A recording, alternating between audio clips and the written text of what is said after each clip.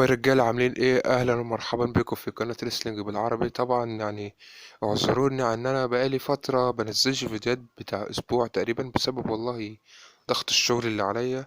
جالي شغل بقى وبشتغل حاليا، فالشغل ده بيخلص على المغرب كده، فبالتالي بيكون كله نزل فيديوهات، فما بعرفش اني انزل فيديوهات ساعتها، فمعلش واعذروني. يعني نيجي بقى المفيد. طبعا يا جماعة عرض السرفايفر سيريس كان جامد جدا جدا بجد يعني كمجمل، لكن في ماتشات طبعا هي ما كانش ليها لازمه زي ماتش روندا راوزي وشوتزي. ده ماتش الصراحه كانش ليه لازمه. ماتش ايجي ستايلز وفين بالر ما كانش التوب. ده كل في كلام كتير هيتقال في العرض ده لانه حصل عليه حاجات كتير جدا لازم تتقال عليه. انت بس اعمل فولو على الفيس عندي، سيبلك لينك الاكونت بتاعه في الديسكريبشن وفي الكومنتات في تعليق مثبت، وتنساش تشترك في القناة وتفعل الجرس عشان يجيلك جديد أول بأول، وإن شاء الله بإذن الله بداية جديدة للقناة. وإن شاء الله يعني أحاول إني ألتزم في القناة دي، لأن زي ما قلت لك أنا بنزل فيديوهات. لما أنزل فيديو هنزل فيديو متأخر، فاعذرني متزعلش مني. يعني إن شاء الله أحاول ألتزم، أحاول ألاقي وقت فاضي ليا. أول ما ألاقي وقت فاضي أقدر أصور فيه وأنزل فيه الفيديو إن شاء الله هعمل كده. ويلا بينا نخش في الفيديو عشان صراحة الكلام هيبقى كتير عليه.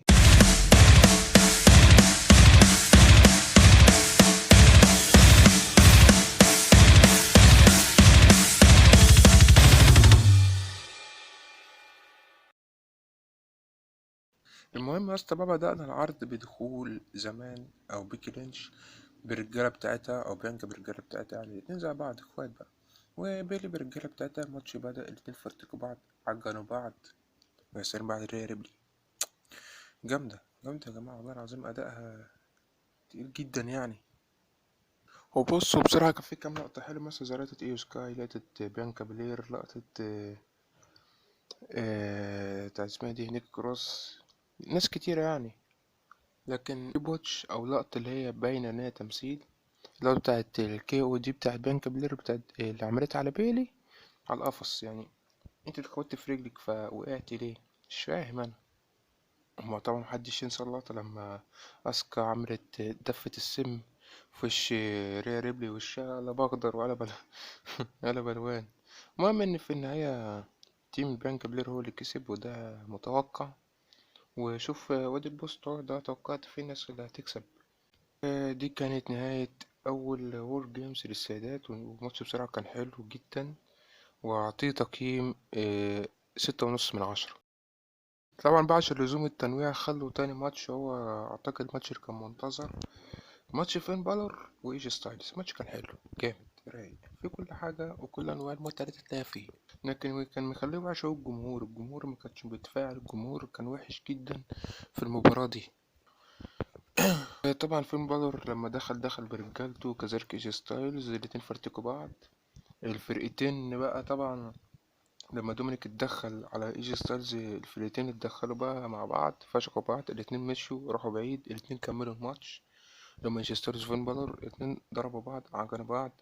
استسلام من هنا، فينيش من هنا، فينامال وان من هنا، فينامال الفور ارم.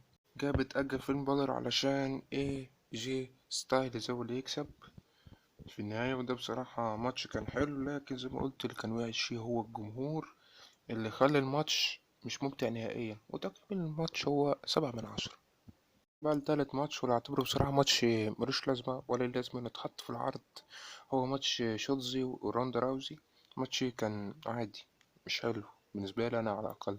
لو أنت بالنسبة لك حلو فأنا بالنسبة لي وحش.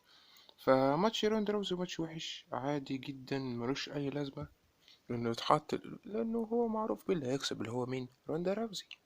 فروندا روزي فعلا هي اللي كسبت في الآخر، لكن حصل كام لقطة حلوة زي مثلا لقطة شوتزي لما نط على روندا راوزي وشينا بيزلر، والجمهور وقع. الجمهور طبعا قاعد لو ركزت هتلاقيه قاعد بيضحك، اللي هو أنا مبسوط إن روندا راوزي وقعت عليا. المهم إن في النهاية روندا راوزي هي اللي كسبت، وده كان متوقع جدا جدا جدا. وبتوقع ان بيكي لينش ممكن تخش في حاجه مع روندا راوزي في المستقبل، لو بيكي لينش هي في السماك داون، لان هي فعلا دلوقتي في السماك داون. فاعتقد ان ممكن بيكي لينش بطريقه ما تخش في عداوه مع روندا راوزي عشان تحاول تاخد لقب بالسماك داون. ما كانش دلوقتي هيبقى ايه، هيبقى بعدين.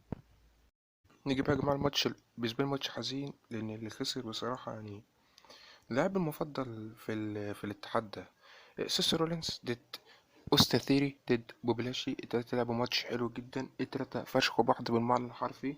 كام لقطة حلوة من هنا، فينيشات من هنا، حركات من هنا، لكن اللي كسب بطريقة مش عارف حاسسها غريبة هو أوستن ثيري. وده يمكن يكون أقل تعويض للشنطة اللي خسرها من أسبوعين تقريبا أو من 3 أسابيع، حاجة زي كده. فا أوستن ثيري كسب وبصراحة يستاهل، لأنه شخصيته الجديدة بقت أحسن من الشخصية القديمة. المتكبر والكلام ده، لكن لا دلوقتي شخصية هيل.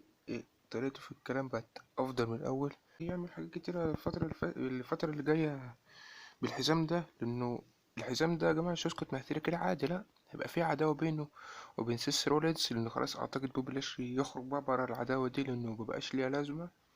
خسر من بروك ليسنر، بوبي لاشلي خسر ضد سيس رولينز وخسر ضد ثيري، ماشي يعني خسر ضد الاتنين. فانت عاوز إيه تاني يا عم؟ انت خلاص خسرت كل حاجة. الماتش هو بتاع بروك انت خسرته، وخسرت بقى الماتش الاخراني اللي هو بتاع ترابل ثريت. فانت عاوز إيه تاني يا عم؟ انت خلاص خدت فرصة بما فيه الكفاية. فببلاش يخرج سيس رولينز أوستاتيري هيكملوا مع بعض في العداوة دي، وممكن تكمل العرض اللي جاي. لكن تقييم الماتش ده بشكل عام هو 7 من 10. وإن شاء الله يعني نستمر على الماتشات اللي زي كده، لأن دي تقريبا من فترة كبيرة نشوف ماتش يكون تريبل ثريت. دلوقتي مع مين ايفنت، الحدث الرئيسي، الوور جيمز اللي بحق، البراد لاين ضد برولينج برودز، وكيفن اونز درو ماكنتاير. طبعا الماتش كان من اول لاخره حماس، ضرب في بعض، عجن في بعض. لكن هنا حصل بقى الحاجات الايه الناس بنتكلم فيها. طبعا هو في البداية حصل شوية حوارات كده هنقولها لك بقى. جي اوسو كلم رومان رينز في الاول، قال له الواد سامي ده من ساعة ما جه هنا وانا بص مش بطيئه ولا بحبه، ودلوقتي بدأ يتكلم وانا سمعته بيتكلم مع حد اللي هو كيفن اوينز. بيتكلم معاه وبيوششه اللي هو يخوننا قبل ما احنا نخونه وحاجات زي كده، فلازم انت تتصرف معاه. فرومان رينز قال له متقلقش انا هتصرف في الحوار ده، وبص في عينه واشوف اذا كان بيكدب علينا ولا لا. راح رومان رينز قعد شويه كده، راح قال لبول هيمن رن على سامي. سامي جه. راح بقى رومان رينز قال له اسالك سؤال بالله كده، انت كنت بتتكلم مع حد الاسبوع اللي فات؟ انا في الاسبوع اللي فات انت كنت بتكلم حد من ساعه ما جيت؟ فقال له اه. اكتب يعني على الرئيس بتاعه؟ هيقول له اه. قال له طب مين؟ قال له كيفن اوينز. ففضل يقول له لا متقلقش انا معاك ومش عارف ايه. راح قال له وقال لك ايه؟ سامي بقى لا شويه، بس قال له خون البلاد لاين قبل ما البلاد لاين يخونك. راح رومان رينز له بص اللي هو ده معانا ولا مش معانا؟ راح سامي قال له لا انا معاكم والله العظيم معاكم يعني، ومصحف الشريفه معاكم اقسم بالله معاكم. راح والله العظيم معاكم. راح بقى رومان رينز قال له قوم. ورومان رينز قام بص في عينه كده، بص اللي هو انا شايف انك كداب يالا. فبصش له بقى كتير كده، راح حضر في الاخر وابدا رومان رينز ده بص اللي هو فيها حاجات كتير، اللي هو شكلها فيها غدرة في الاخر. بقى نيجي بقى للماتش، الاتنين لعبوا ضد بعض.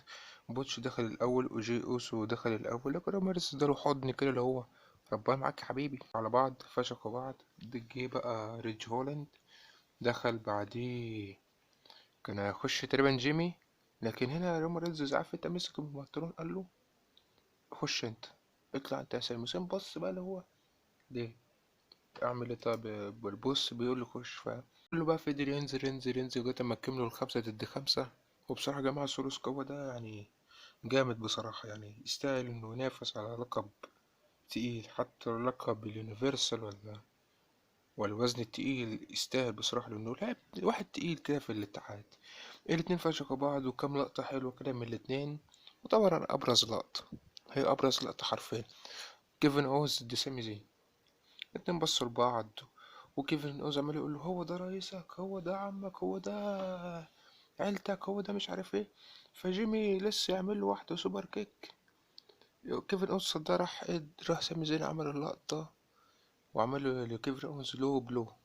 طبعا كله معظم الناس اتصدمت، اللي هو ده بتكون صاحبك. المهم يا جماعة انه بعديها بقى بدأ عملوا اللو بلو. سامي زي راح لرومان رينز، وكده رومان رينز قال له يلا اعملها بقى. راح سامي زين اداله بيج بوت في وشه على الكورنر، ومسكوا بقى نفس اللقطة تقريبا اللي حصلت من كام سنة كده، نفس اللقطة بصراحة. المهم سامي زين مسكوا، سامي ساب له ايونز قال له اتفضل ملكك، اعمل اللي انت عاوزه فيه. راح جاي بقى نط وعمل الفينش وعدي وايه، وماتش خلص وكسبوا خلاص. المهم يا جماعة ان هنا بعد الماتش ما خلص حصلت حاجة يعني اعتقد الجمهور كانت نفسه فيها. فبعد ما ماتش خلص رومان رينز حضن سامي زين ده عادي، لكن مين بعديها بقى اللي فرح؟ جي اوسو. اخيرا جي اوسو خلاص وثق في سامي. اخيرا اخيرا اخيرا وثق في سامي بعد فترة كبيرة جدا من الثقة بينهم هما الاتنين.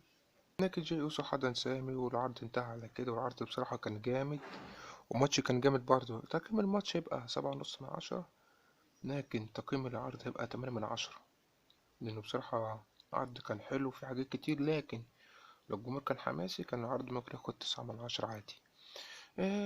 في عداوات كتيرة جاية. بيكي لينش ضد بيلي، أو بيكي لينش ضد روندا راوزي. أنا كده بتوقع بيكي لينش تخلص مع بيلي الأول، بعدين بقى تخش على روندا. وعداوة بيانكا بيلر ضد ريا ريبلي، وعندك عداوة سيس رولينز وأوستن ثيري، وممكن جادجمنت دي ضد برولينج بروز. هنشوف بقى الفترة الجاية توقعاتكم للعداوات اللي جاية والماتشات الجاية في الدبليو دبليو اي. وبس أنا كنت فهد بقدم لك الحلقة دي وملخص العرض ده على قناة ريستنج بالعربي. ما تنساش اللايك والاشتراك وشير في الخير وفولينج على الفيس، واشوفكم في فيديوهات كتير ان شاء الله، ومع السلامة.